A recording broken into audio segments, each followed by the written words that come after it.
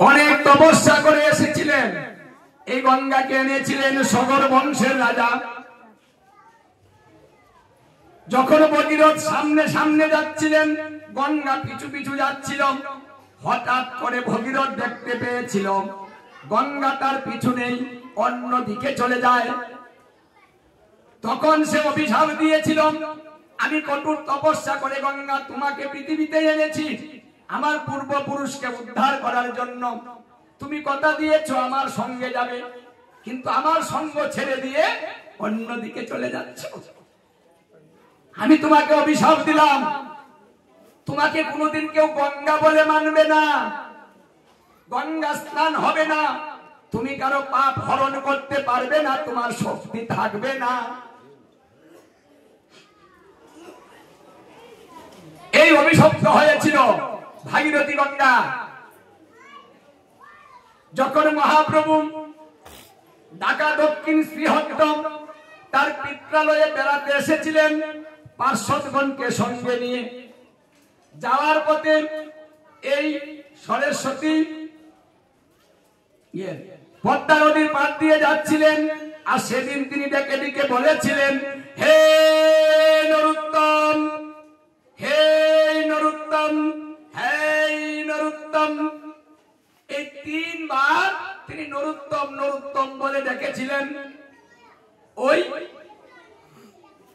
পদ্মা নদীর পাড়ে এসে। সেখানে তিনি বললেন আমি একটু স্নান করব। স্নান করার জন্য পদ্মাতে নেমেছিলেন।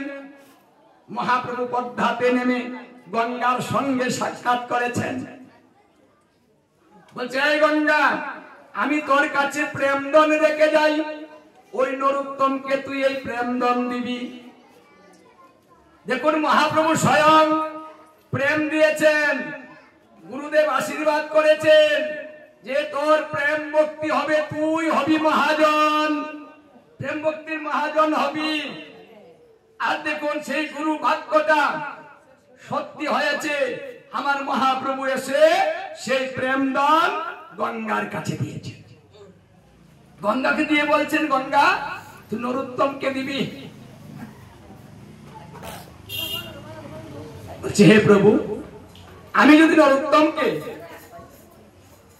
এই প্রেমদন দেই তাহলে আমার কি হবে প্রভু? আমি যে অভিশপ্ত, আমার এখানে গঙ্গা স্নান হয় না, আমি সেই অভিশাপ থেকে কি করে মুক্ত হব? সেই দিন মহাপ্রভু বলেছিলেন, হে গঙ্গা, তুমি যখন এই দান নরোত্তমকে দিবে, নরোত্তমের স্পর্শে তুমি সমস্ত পাপ থেকে মুক্তি লাভ করিবে, তুমি অভিশাপ মুক্ত হবে, প্রতি বছর তোমার এখানে গঙ্গা স্নান হবে। মহাপ্রভু কারা দেশে করলেন? নরোত্তম যদি স্পর্শ করে। দেখুন, একজন শুদ্ধ ভক্তের স্পর্শে গঙ্গা পবিত্র হয়ে যায়।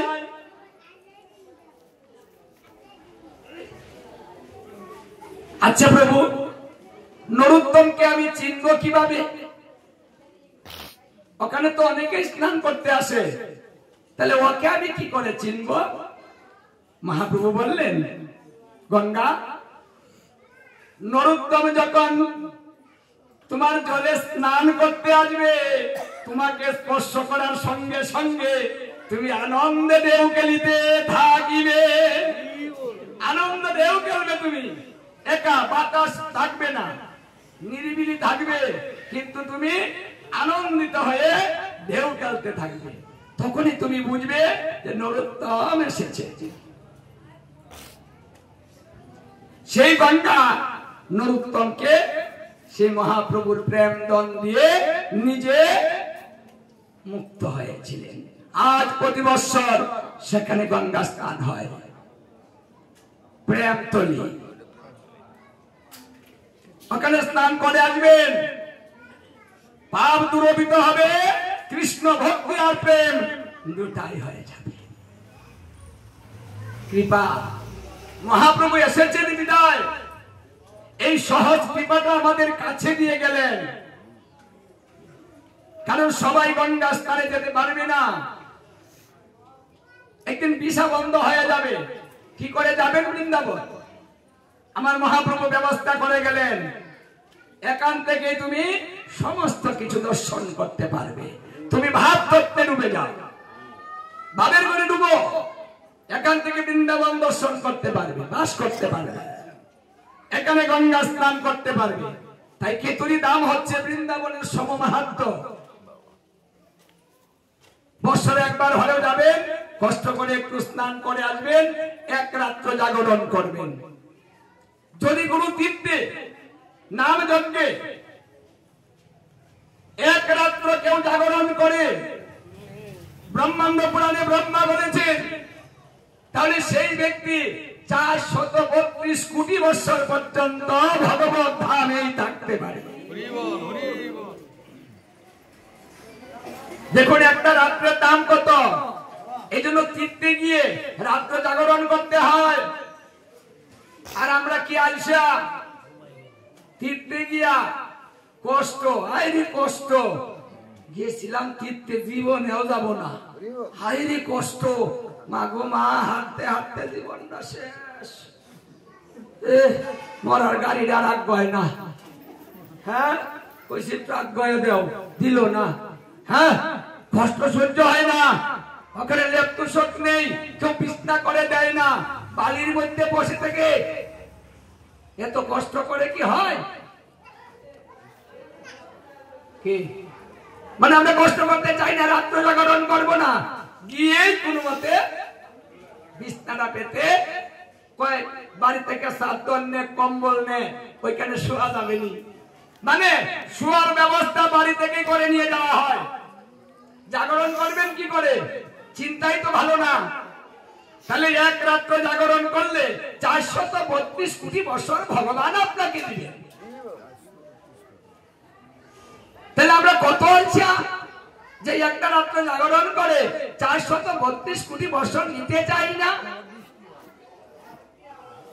আরাম, শুধু আরাম, একটু কষ্ট স্বীকার করলেই চিরস্থায়ী সুখ হবে। ক্ষণিকের সুখ নয়, এটা তো ক্ষণিকের সুখ, এই সুখের মূল্য নেই। আজ দুঃখ, কালকে সুখ, কালকে সুখ, পরশু দুঃখ, এইভাবে জীবন চলছে। একাধারে কেউ সুখী হতে পারছি না। এখানে আপন বলতে কিছু নেই, চতুর্পাশে যা আছে সবাই আপনার স্বার্থপর। স্বার্থ পুরালে ভালোবাসা শেষ, কেউ কাউকে দেখতে পারে না। স্বার্থের জন্য আজ দলাদলি, কাটাকাটি, মারামারি, ধরাধরি, শুধু স্বার্থ। এই জন্য শ্রীকৃষ্ণ বলেছিলেন, যেখানে স্বার্থ আছে সেখানে ধর্ম থাকে না। স্বার্থপর ব্যক্তিরা যদি ধর্ম করে, হে গোপীগণ জানিও নিশ্চয় এই ধর্মকে এসেছে অধর্মই বলা হয়। এটা কৃষ্ণের কথা। তিনি যখন গোপীরা কৃষ্ণের কাছে গিয়েছিল রাসের দিন, সেই দিন তিনি এই কথাটা বলেছিলেন যে স্বার্থপরের কাছে ধর্মও থাকে না, অধর্মই হয়ে যায়। তাহলে আমাদের এই জগৎটাই তো স্বার্থপর। এই জন্য যারা এখনো ওই রাজশাহী যাননি, বেশি দূর নয়, এটা মহাপ্রভু কৃপা করে এখানে এনে দিলেন যে অপারের একদিন এমন হতে পারে যে দূরে যেতে পারবে না। তাই আমার এই যে আমার পিত্রালয়, এখানে যারা থাকে তাদেরকে আমি কি করে উদ্ধার করব, গঙ্গা স্নান করাবো, তার ব্যবস্থা করে দিব। তার ব্যবস্থা করে দিলেন অদ্বৈত প্রভু। গঙ্গা স্বয়ং ডেকে আনলেন, তার মাকে স্নান করাবেন মিলায়, যেটাকে পন্থিত্ব বলা হয়। তাহলে আমাদের ভালোবেসে সুব্যবস্থা তারা করে দিয়েছে। যে পন্থিত্ব নগদ গঙ্গা নেমে আসে,